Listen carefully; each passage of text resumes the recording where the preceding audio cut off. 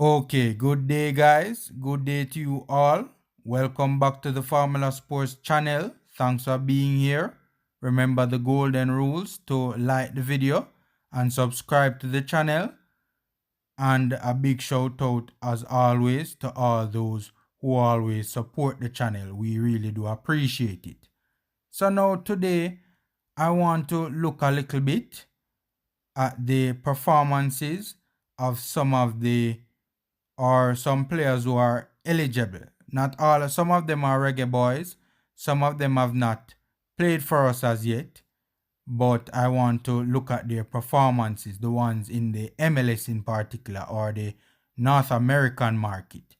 We're gonna be doing more of this, looking at these players in North America, particularly in the MLS and in the USL.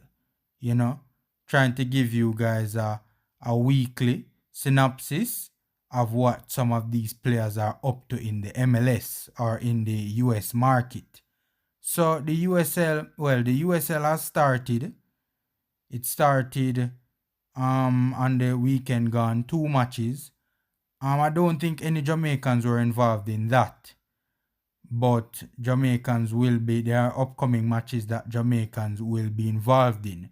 So we'll keep you guys posted where that is concerned. But for now, we'll just be looking at a couple Jamaicans in the MLS, right? We're gonna be looking at 3 Jamaicans. Unfortunately, I had missed O'Neal Fisher's LA Galaxy game against the New York Red Bulls, I think it was, so I didn't really get to watch that game. He got about 15 minutes in the game, came on very late in the game, but I unfortunately missed that game. And Desert, a player that we have been hearing a little bit more about in recent times. Desert came on for Orlando in the 89th minute, replacing Nani. So not much to talk about there. Obviously, he didn't play a lot and would not have done a lot in his time on the field. So the first player we want to talk about is Justin McMaster, right? If I'm not mistaken, this player played for Hillel Academy. I believe Hillel is in Cherry Gardens. But I'm very impressed by what this player did. Very, very impressed with what this player did.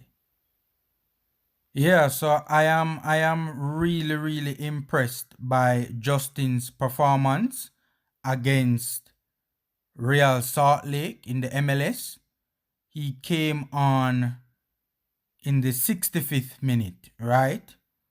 And I was really impressed, man. He did well. He was actually making his home debut for Minnesota United. He made his debut the week prior. His full MLS debut, but this particular game was his second game for Minnesota after being drafted number 14th overall in the draft, and it was his home debut. Very interesting to note that Justin McMaster is Jamaican born, but he also has American citizenship. So he is indeed, from my understanding of it, eligible to play for America. That's very important, right? Very, very important to note. Because honestly, again, man, I was very impressed. Came on in the 65th minute for 30-year-old Ethan Finley, who, truth be told, could have had a better game. Finley wasn't really involved in the game, to be honest with you. For whatever reason, most of Minnesota's attacks were coming through link-up play down the right flank. And the fact of the matter is Finley was frozen out of the game for large periods. Right? For large periods, he was out of the game completely. Right? So it's fair to assume that his lack of involvement was the reason for him being substituted. As a matter of fact, he was the first player off the pitch. Right? Even though, to be honest with you, though, the Minnesota United attack was so lopsided, right? all of the attacks were coming down the right hand side of the flank, right? I am wondering if it was a deliberate pattern of play to target Salt Lake's left side, right? I am really and truly wondering if it was a deliberate pattern of play, right? A deliberate tactic. But again, Finlay was the first one that came off. So I think that answers the question right there, that his lack of involvement was really why he came off. That tells me right then and there that this probably was not deliberate. More than likely the coach wanted to see more of him in the game. As I said, he was the first one off. And then there's also the possibility that, they really wanted to see Justin as well. Justin's minutes improved, right? The last time around he got less minutes, and he's gradually getting more and more minutes for Minnesota. Right, as I said, he was the 14th overall pick in the draft, coming straight out of college. And the commentators were really speaking highly of Justin when he came on, right? I didn't even know this, but apparently McMaster was projected to be the number 3 overall pick in last year's MLS draft, right? And again, he's coming straight out of college. But what actually happened with him last season was that he suffered a very bad knee injury, right? That took him out for most of the collegiate season. So, he was projected to go number 3 overall last year in last year's draft. That is a big, big deal. A big, big deal, right? If you're going number 3 overall in the draft, you're a good player. So probably they just wanted to improve his minutes. I really wanted to see his first game, but again, unfortunately, I missed his first game. But, judging from what I saw in this particular game, I think, and how the commentators were talking about him, apparently he did well when he came on in the first game as well. Apparently he did well in that first game. So, it could be a possibility as well that the coaching staff just wanted to improve his game, or give him more game time to see what he has to offer, right? Because when you see a player going very high in the draft, usually they're a talented player. I mean, if memory serves me right, Andre Blake went number 1 overall in the draft in his year, and we all saw how he turned out. As a matter of fact, if memory serves me right, Andre was actually the first goalkeeper to go number 1. So again, McMaster came on and did very well. So well that, in my opinion, if he keeps this up, he's gonna get more game time and could possibly even be a starter, right? And again, Minnesota is already increasing his minutes. In the first game, he came on in the 81st minute in his MLS debut in a 4-0 loss to Seattle. And then in this one, he came on as a sub in the 65th minute. So he came on 15 minutes earlier than when he came on in the first game. So initially, for about the first 10 minutes in the game, you didn't really see much of him, to be honest with you, right? You really and truly didn't see much of him.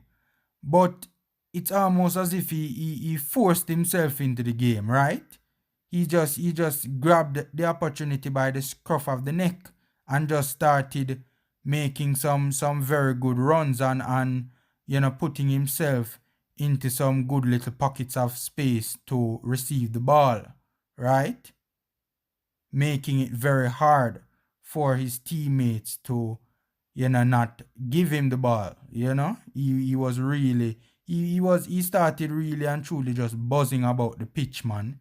He really and truly was just starting to get around. Took him a while to really get going. Had 1 or 2 touches, and I think that helped as well.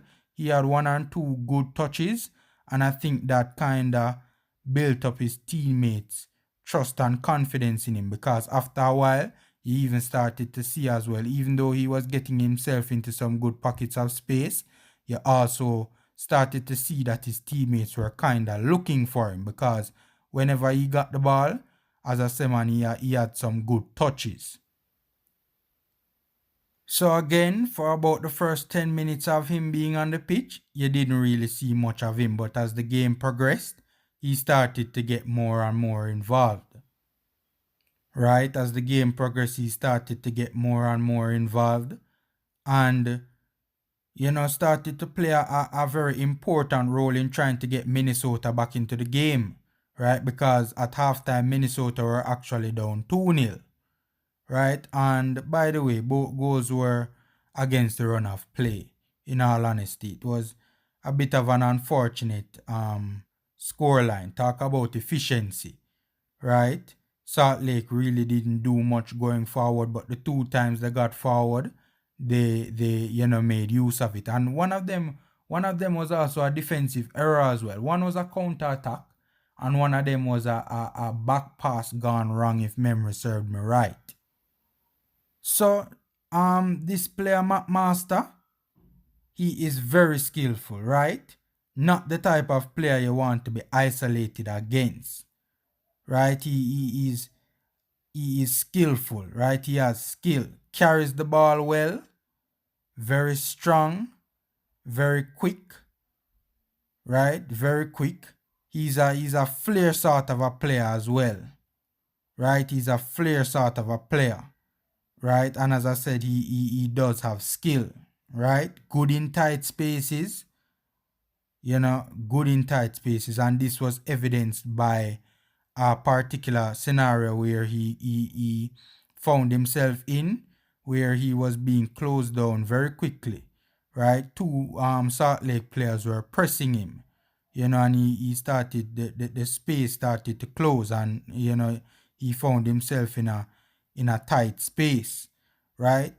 And he had an excellent first touch, right? His first touch, he had an excellent first touch to evade that particular press, So he collected the ball at the half line, had an excellent first touch, basically, evaded the press with 1 touch. 2 players were pressing him, he evaded the press with 1 touch, turned and switched the play out wide to the right-hand side of the pitch, and really and truly kick-started that particular attack and darted up the pitch, right? Made about a 50-yard sprint up the pitch all the way into the box and almost got on the end of a cross. Unfortunately, the keeper just got there before him. As a matter of fact, they actually collided. He was very determined to get there. Right, but that's also another thing with this particular player. He is very hardworking, guys. Very, very hardworking, right? He's all over the place, right? And all of this, as I say, I unfortunately missed this first game. So all of what I'm saying right now is based on what I saw in this game, right? So he looks a hardworking player, even though, to be fair, he was only on the pitch for about half an hour. But the fact of the matter is, in that half an hour, he did do a lot of running. Very energetic and lively, and really seemed to want it. Wanted the ball, and wanted to shine on his big occasion, his home debut for Minnesota. He also had a very good cross very late in the game, with almost the last kick of the game, where he found some space on the right-hand side of the flank and curled it around the defensive line. It was a beautiful cross, man. Perfectly weighted, and the curl on it, man, was just incredible. But unfortunately, in that particular situation, the keeper came and got to it first before the forwards making the run onto the cross. But it was a beautiful cross nonetheless. It's just that the keeper just got there before his teammates. So again, McMaster had some good touches and made some good runs off the ball as well, right? Made some good runs in behind the defense as well. I remember a couple of times he got in behind. Probably a better ball would have, from his teammate, would have helped him out in those scenarios, right? But especially in the final 15 minutes of the game, he was very good. But undoubtedly, guys, undoubtedly, the highlight of his performance was his mightily impressive first touch assist, right? The highlight of his performance, man. I mean, you're talking about coming on as a sub and making an assist, right? In your home debut as a rookie, right? It was an excellent assist, right? Very good assist. McMaster basically it was a cross into the box. It was a cross into the box, and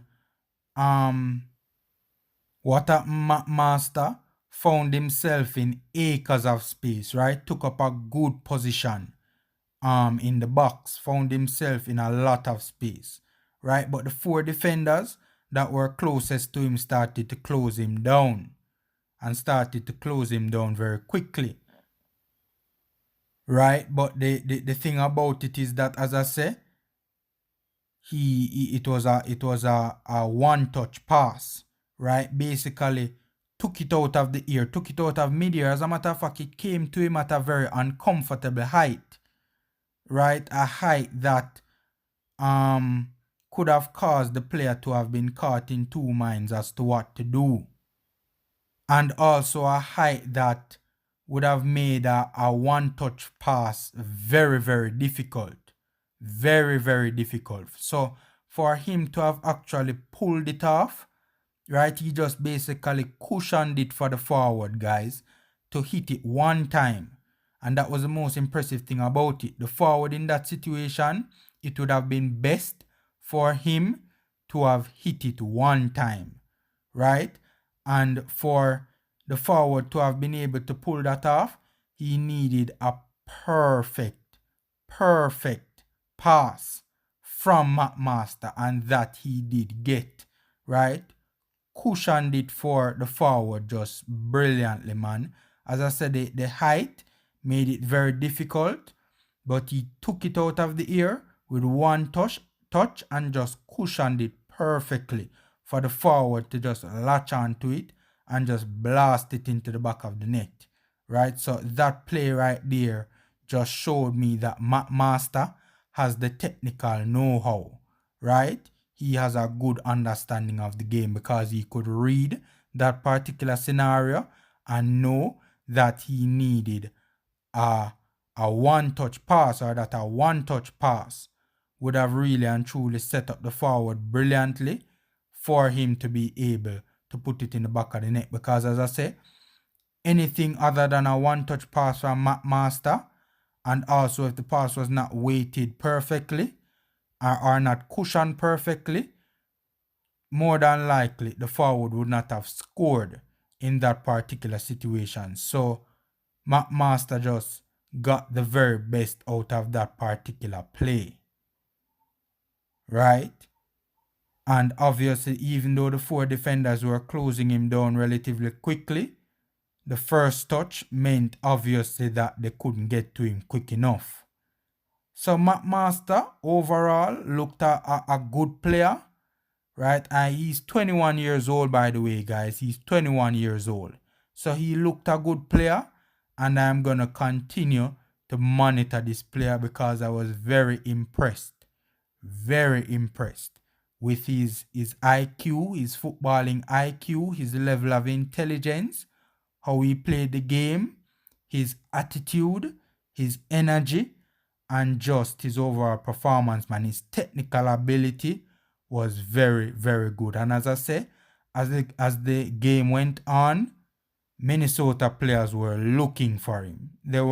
Such was his impact on the game when he came on as a substitute. So in this game, I'm going to give McMaster a 7. I'm going to give him a solid 7. You could even give him a 7.5. Right? But his performance was very good, very good. And sometimes it's kind of difficult to grade substitutes because, you know, they come onto the pitch and they only make an impact for a certain amount of time or not a very long period of time. but McMaster gets a solid 7. You could even give him a 7.5, especially given the fact that he provided a wonderful assist to a wonderful goal.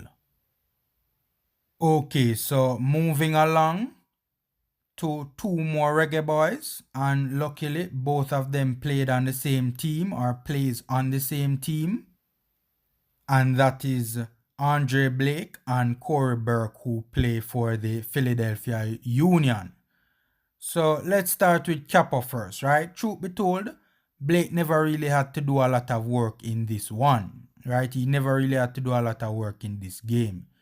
And even though he conceded a lot of goals, truth be told, in this game, there wasn't really a lot of goal mouth action to begin with, right? The fact of the matter is that Miami rather only had 3 shots on target the entire game. And the game was really and truly mostly a battle in the midfield, right? And as I say, for the most part, the game, even though the game finished 2-1, for the most part, it was lacking clear goal scoring opportunities. It was a midfield battle, right? And not a lot of goal mouth action.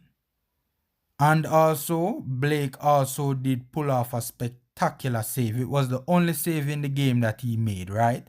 A spectacular save. Spectacular save, right? To deny, was it Gonzalo Higuain? I think it was, if memory serves me right, it was Higuain, by the way. You know, Andre Blake a keeper, big star baller though. Right? But you're talking about a player in Higuain that has played in a World Cup final. Right? So if memory serves me right, it was Gonzalo Higuain that he made the save against. Right? But it was an excellent save. So as I said, you know, this game for Blake wasn't really as eventful as his last game where he made a couple of big saves in that particular game. There was another occasion where there was a mid-range shot by the Inter Miami player, right? And by the way, Philadelphia was playing Inter Miami in this one. Obviously, you guys know that Gonzalo Higuain plays for Inter Miami. But yeah, there was a mid-range shot from an Inter Miami player. But that hit the crossbar. And in all fairness to Blake, if it was on target, there is no way Blake could have kept that one out. Right? And in all truthfulness, guys, even though Blake conceded 2 goals, he really and truly couldn't do anything about those 2 goals either. From the Higuain brothers, right? For the first goal, both Higuain brothers linked up from a free kick, a set piece, right? The lesser known Higuain put in a cross into the box, and of course, Gonzalo was on the end of it to head it right across the goal, right? So both Higuain brothers got on the score sheet. The other Higuain got on the score sheet with a flick-on header, and both of them were just perfectly placed headers. Blake wasn't going to stop those, and they were perfectly placed headers from not too far out from the goal. So Blake really and truly it was perfectly placed headers. Blake really and truly would have had to have been Superman to save those. Couldn't stop those, right? No reasonable person could have asked Blake to have saved those 2 goals. And unfortunately for Blake and Burke, and also McMaster as well, you know, all 3 suffered similar fates with both their teams, losing games that really and truly their team should have won, right? Philadelphia Union should have won this game. They were the better team. And also Minnesota as well should have won their game over Real Salt Lake. So for Andre Blake, especially because of his relatively lack of involvement, I'm gonna give him a 6, right? A 6.5, probably because the one effort that was on target, that he, you know, the one effort on target, right? That, I mean, it was still a mightily impressive save, right? A lot of goalkeepers wouldn't have saved it, but he did pull off a very impressive save. So I'm gonna give him a 6. I'm gonna give Blake a solid 6. Corey Burke. Corey Burke came on for the Union in the 62nd minute, right? And that had a fairly decent game. He came on rather for Santos, who even though he was playing, even though Santos was playing as a second striker or as a striker in a front two, he was really and truly playing. He was doing a lot of wide work. Clearly it was a tactic to get him isolated against the right fullback for Philadelphia Union. And a couple of times he did that and caused some problems. So Santos was drifting out wide a lot. And his his other strike partner, was playing more centrally. Basically, he was the guy that was basically trying to get into the box and trying to get on the end of crosses. He was a fairly big guy and seemed to have been the kind of striker that would do well in those sort of circumstances, getting on the end of crosses. So there were times so Burke rather came on for Santos, and there were times when Burke did well with the ball, but there were also times when he held on to the ball a little bit too long, right? And there were also times where his first touch was not the best and deprived him and his teammates of good opportunities. So he's coming back from an injury. So the moral of the story is while he didn't play badly, he didn't look as sharp as we know he can be. But there were times when he held on to the ball a bit too long and took too many touches when a pass was on, right? Probably an unnecessary second or third touch, right? So in the entire game, Burke really and truly had one chance of note. One chance of note in the entire time that he was on the pitch. And it was actually with his second touch, right? His first touch, as soon as he got onto the park, like literally in seconds, his first touch was a flick-on header that sent the right winger down the right flank. And Burke basically continued his run into the box, right? And attacked the cross from the right winger. But unfortunately, the connection wasn't the best. And in all truthfulness, he should have got it at the very least on target and forced a good save from the keeper, right? At the very least, he should have got it on target. It was a very good opportunity, right? But for his time on the pitch, Burke, as I said, Burke wasn't really playing. Burke was playing more centrally because the guy who he came on for was actually playing more out wide. Even though he was playing as a striker as well, but he was drifting out wide a lot. But Burke basically came on and was basically the focal point, or that was certainly the intent, to have Burke playing as the focal point of the attack and basically being the link-up man, right? The link-up player, right? But as I say, he took some unnecessary touches sometime, and obviously as a link-up man, that's not the best way to go about it, right? You want to get the ball and release the ball as quickly as possible, especially when there's a pass on. And a couple of times, there were passes on, and he took an unnecessary second or third touch. And truth be told, in the final 10 minutes of this one, we never really saw much of Burke, to be honest with you. And in all fairness to him, I don't even think it really and truly was his fault, right? Philadelphia, just in the last 10 minutes, they weren't really stepping up to the plate at all, right? I mean, they were chasing the game because they were down 2-1 at this point. And, basically Inter Miami was basically holding their own. And even though in the last 10 minutes they needed a goal, it was still a midfield battle. And, they weren't really getting the ball to Burke. Philadelphia Union really and truly wasn't getting the ball to Burke at all. So in the last 10 minutes, even though Philadelphia needed a goal, you never really saw much of Burke, right? But he was very involved earlier in his time spent on the pitch.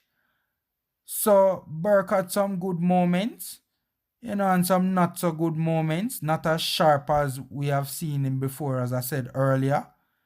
And again, he is coming off an injury, so that's probably expected. And Philadelphia have said that they are encouraged with how quickly he has progressed. So for Corey Burke, I'm gonna give him a 5, right? Because to be fair, especially in the earlier part of his stint, he did have some encouraging moments, and he did seek to get himself involved in the game. And Philadelphia were involving him in the game a lot more than in the final 10 minutes of the game. And again, he did have some encouraging moments. So let's see what Burke does going forward. It's going to be let's see if he even gets into the starting lineup too, because I am watching it, but I really and truly don't know if Burke, because right now he's not a starter, right? So let's see. I mean, the forwards on show for Philadelphia in that particular game did reasonably well. One of them has for the last couple of seasons been the Union's top scorer. So Burke is gonna have to, and especially the one that has more of Burke's playing style. He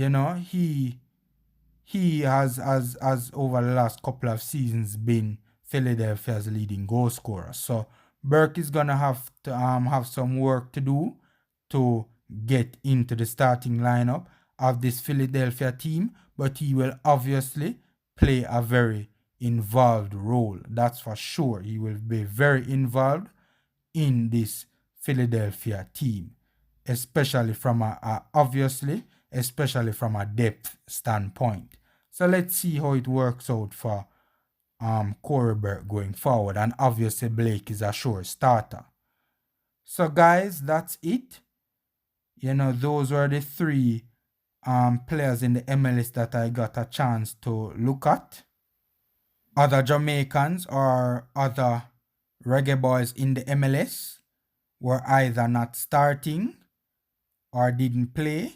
And as I say, unfortunately, I missed O'Neal Fisher's LA Galaxy game, and Desert came on in the 89th minute for Nani. So there's obviously really not much to talk about there.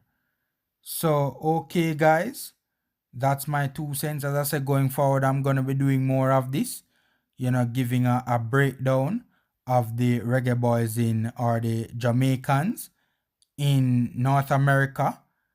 McMaster, we need to take a good look at him, because he looks a good player, 21 years old rather. So I'm definitely going to be monitoring him, right? Liked what I saw from him, and he was the best Jamaican in the MLS this weekend. And this weekend the USL coming up as well. We're gonna see a lot of Reggae Boyz in action for this weekend. So I'll definitely be tuning into the USL as well this weekend and giving you guys a synopsis of what took place with those players in the USL. Okay guys, so that's it. Take care, enjoy the rest of your day, stay safe, and until next time.